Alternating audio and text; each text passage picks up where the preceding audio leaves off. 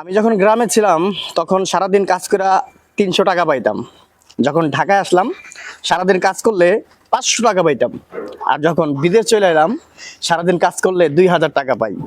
এখন কাজ কিন্তু আমিই করছি, শুধু জায়গাটা পরিবর্তন হওয়ার কারণে আমার মজুরি বাইরে গেছে গা। এখন বিদেশের ব্যাপারও আছে, ধরেন আমি মালয়েশিয়াতে আছি, মালয়েশিয়াতে সারাদিন কাজ করলে এভারেজ ধরেন আপনার ২০০০ টাকা পাই, বাংলাদেশের টাকার হিসাবই করতেছি।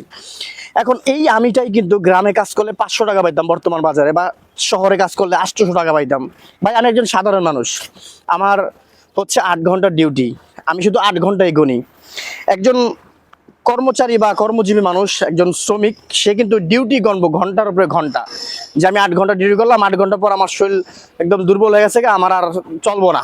কারণ কি, ওই যে ৮ ঘন্টা আমার বেসিক। আর একজন ব্যবসায়ী কখনো ৮ ঘন্টা গণে না। একজন ব্যবসায়ী তার ১২ ঘন্টা ডিউটি মজা লাগে, ১৬ ঘন্টা ডিউটি মজা লাগে, রাত্রে ৩টা বাজে ডিউটি মজা লাগে, সকালে ভোরে ফজরের আজানের সময় নামাজটা পইরা যে ডিউটি শুরু করে, একদম মনে করেন রাত্রে ১২টা পর্যন্ত ডিউটি করে, কিন্তু তারপরও তার শরীর ক্লান্ত হয় না।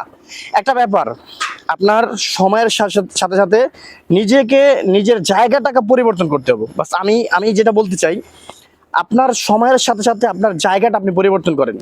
আপনি যেইখানে সময় এখন দিতেছেন, যেই শ্রমটা আপনি দিতেছেন, সেই শ্রমের এত কম মূল্য না, আর অনেক বেশি মূল্য, কিন্তু আপনার জায়গাটা পরিবর্তন করতে হইব। হয়তো আপনি বাংলাদেশে আছেন, আমি বলবো না আপনি বিদেশ চলে আসেন, আমি আমি আপনাদেরকে এটা বুঝতে চাই না ভাই, বিদেশ আসেন, বিদেশ আসলে অনেক টাকা। আপনি কাজ করতেছেন, ব্যবসার দিকে ঝুঁকেন। আমার কাছে সর্বশেষ যেগুলো এখন মনে হইতেছে, যে আপনি কাজ করতেছেন, আপনি যদি পারেন ব্যবসার দিকে ঝুঁকেন। হ্যাঁ, আপনি যদি মনে করেন যে না ভাই ব্যবসার দিকে ঝুঁকবেন, আমার বিদেশে যাওয়া দরকার, আসেন, বিদেশ আসেন। বাংলাদেশে থাইকা আপনি যেই কাজটা করতেছেন, সেই কাজটা যদি আপনি ব্যবসায় কনভার্ট করতে না পারেন, তাহলে আপনি যদি মনে করেন যে না ব্যবসা করুন না, বিদেশ যাবো, তাহলে বিদেশ আসেন। আপনার মূল্য আছে, আপনার মূল্য আছে, শুধু যেই জায়গাটা আছেন না, ওই জায়গাটায় আপনার মূল্যায়ন করতেছে না।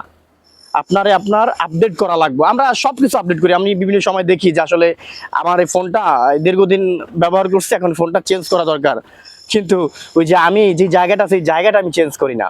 এটা আমাদের বড় একটা ব্যর্থতা। এটা আমার কাছে মনে হয় যে এটা আমার একটা কঠিন ব্যর্থতা। আমাদেরকে আপডেট হইতে হবে ভাই, আর নাহলে আমি এখন বুঝতেছি যে আমি গত কয়েকদিন আগে ঢাকা শহরে কাজ করছি, ৮০০ টাকা বেতন পাইতাম, এখন আমি ২০০০ টাকা পাইতেছি। শুধুমাত্র দেখেন, একই মানুষ, একই জিনিস, শুধু জায়গাটাকে পরিবর্তন করছি। পরিবর্তন করতেই হবে ভাই, পরিবর্তন করতেই হবে, কোনো উপায় নাই, পরিবর্তন ছাড়া কোনো উপায় নাই। এই যে বড় বড় আমিরাত হইতেছে, বড় বড় বিল্ডিং হইতেছে আমাদের শ্রমিকদের শ্রমে, কিন্তু যারা মেধা খাটায়া করতেছে তারা কিন্তু অনেক টাকা কামাইতেছে। আমরা অনেক সময় অনেকদেরকে বলি যে মানে ও হুট করে বড় লোক আছে, আসলে হুট করে কেউ বড় লোক হয় না ভাই, হুট করে কেউ বড় লোক হয় না। অনেক শ্রম দেওয়া লাগে, অনেক প্ল্যানিং করা লাগে। আপনিও পারবেন ইনশাআল্লাহ। ভালো থাকবেন, আসসালামু আলাইকুম।